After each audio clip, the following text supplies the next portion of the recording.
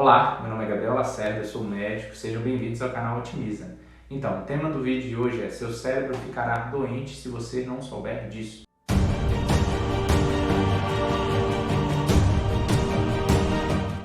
E o que é isso? É que o seu intestino está sim vinculado ao seu cérebro. E hoje já se sabe que, chamam-se até do nosso segundo cérebro, intestino, que nós somos reféns praticamente dos micro-organismos e da saúde intestinal. Como assim, Gabriel? Nós somos reféns. Por quê? Porque nós somos, ao todo, no corpo humano, cerca de 100 trilhões de células.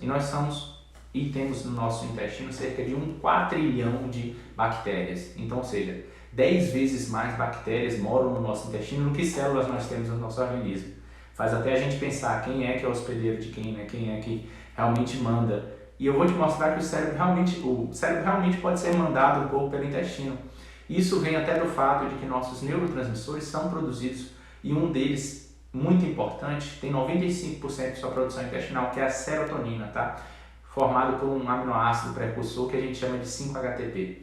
Então, para você entender muito bem, você já deve ter ouvido falar de serotonina, o quanto o humor está relacionado com essa saúde intestinal, até se você parar para lembrar no termo enfesado, da pessoa zangada, com raiva, vem de um termo que vem da palavra fezes, literalmente do acúmulo de fezes. Então, constipação crônica, o intestino preso, pode sim alterar o humor. Então, não tem como desassociar a saúde intestinal de bom humor, tá? Então, tem muita relação.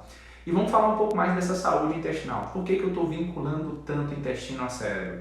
Hoje fala-se muito da hiperpermeabilidade intestinal. O que é isso? O que significa? O epitélio do nosso intestino, ele tem uma função de absorção muito importante para nós, para todos os nossos nutrientes, para a nossa saúde imunológica, a nossa saúde cerebral. E são tantos epitélios, um epitélio com uma área de absorção tão grande que se você pegar o epitélio do seu intestino e abrir completamente, de uma pessoa apenas, dá 200 metros quadrados. Então você estima por aí quanto de absorção a gente não faz. E se tiver uma inflamação, que a gente chama de disbiose intestinal, essas microvilosidades, esse epitélio, ele começa a se afastar e o que não deveria passar, pode passar, prejudicando a sua saúde. Tá? Então esse é o quadro de hiperpermeabilidade intestinal. Mas recentemente descobrimos também que há um quadro de hiperpermeabilidade no cérebro, que chama de leaky brain.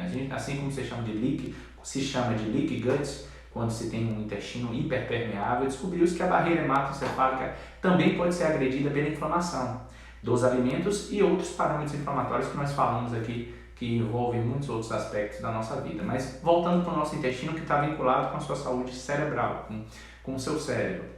Nós temos bactérias lá, como falamos há pouco, e essas bactérias, elas também mudam a população. Como assim mudam? Existem bactérias boas, que a gente deve ter mais dessas bactérias proliferadas no intestino, e existem bactérias ruins, que a gente não quer que elas proliferem no intestino. Agora, acontece que alguns agressores no nosso dia a dia podem comprometer essa população de bactérias. E aí, vamos começar pelo principal deles. Tá? Até o final do vídeo eu vou dar 5 dicas práticas de como você melhorar a sua saúde intestinal e cerebral. Tá? Então acompanhe até o final que a gente vai falar. Então vamos lá. O primeiro agressor de todos é a alimentação. Não tem para onde fugir. A gente é o que a gente come, né? Hipócrates já falava. E dependendo do que você colocar, que acha que é alimento e não é, né? Que acha que vai nutrir o organismo, mas não vai, pode se inflamar o seu intestino. Então, esses agressores através da alimentação podem ser algum deles, né? Dependendo da pessoa, pode variar desde o leite de vaca, o glúten para muitas pessoas pode ser inflamatório. A gente fala aqui que o glúten do trigo de hoje não é mais o mesmo teor de antigamente, né? Modificou-se muito as sementes transgênicas do nosso país. O açúcar, os industrializados, os aditivos, os conservantes, tá? E refrigerantes, dentre outros alimentos, que podem sim agredir, tá? O que mais? A gente vai falar mais de alimentos agressores nesse vídeo em outros momentos, tá bom? Mas vamos lá. Outro agressor são antibióticos. Como assim, Gabriel? Você está me dizendo que um remédio que eu posso tomar para uma saúde, para tratar uma sinusite, uma rinite, uma amidalite, ele pode agredir meu intestino? Pode sim. Ele pode, além de agravar o quadro de resistência bacteriana, que a gente conhece hoje, que o antibiótico que a gente toma, pode sim ser que a bactéria já seja resistente a ele, que é uma tendência cada vez maior na humanidade.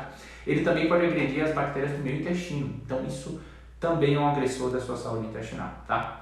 E aí, o que pode acontecer quando a gente agride o intestino? A pessoa pode sim, com um tempo prolongado, desenvolver quadros até de depressão.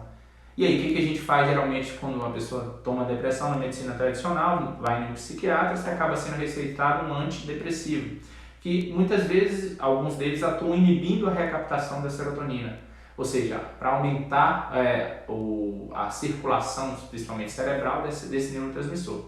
Mas o que acontece com o tempo, e que eu vejo muito em consultório, é que boa parte dessas pessoas acaba ficando dependente quimicamente e também psiquicamente dessas medicações. Então, a gente poderia ter um caminho mais saudável, mais sustentável, se a gente começasse focando no intestino, tá? Então, muito importante esses pontos que a gente comentou até aqui agora, alimentação e também o uso de medicamentos que podem agredir, tá? Então, vamos lá. Outro ponto que pode alterar a sua saúde intestinal é o quê? É o seu mindset, que a gente chama. Como assim, Gabriel? Você está me dizendo que o cérebro pode ser influenciado pelo intestino, assim como o intestino pode ser influenciado pelo cérebro? Sim. A gente não costuma dissociar hoje na medicina, que se sabe da medicina integrativa, que a gente comenta aqui, a gente não dissocia o terreno psicológico do terreno biológico. O que eu quero dizer com isso? Que nós também somos reféns dos nossos pensamentos. Então, tanto para um lado é uma via de mão dupla. Então, como você cuida da sua saúde mental, se você tem pensamentos positivos, se você é uma pessoa otimista com a vida, se você tem sentimento de gratidão, então tudo isso é muito importante também para a sua saúde intestinal, tá bom?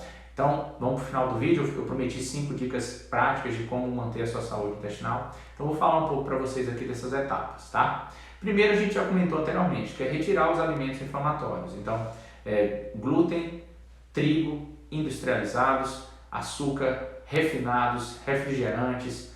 Idealmente, Gabriel, eu tenho que fazer um teste alergênico para ver se eu tenho sensibilidade ao glúten.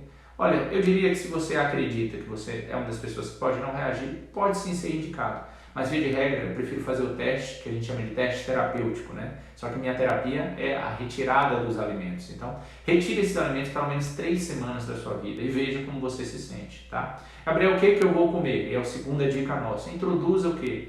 O que eu chamo de comida de verdade, começando por onde? Vegetais crucíferos como brócolis, couve-flor, legumes, verduras, proteínas como de peixe, que tem uma boa disponibilidade de proteína, e até, como eu falo com meus pacientes, umas 2 vezes na semana eu permito carne vermelha, também é uma possibilidade. Para quem não for carnívoro ou onívoro, né, e prefere pelo vegetarianismo ou veganismo, também há opções com bastantes fontes proteicas e até alguns suplementos que podem alcançar as demandas proteicas e metabólicas que a pessoa porventura não atinja com o veganismo e o vegetarianismo, tá? Então já falamos de quê? Retirada de alimentos inflamatórios, falamos de introdução de comida de verdade, como eu chamo, né? De vegetais, legumes, vegetais crucíferos, preferencialmente orgânicos, se não for possível, né? A vida como ela é, a gente tenta ao máximo minimizar os agressores, os agrotóxicos também são agressores, tá?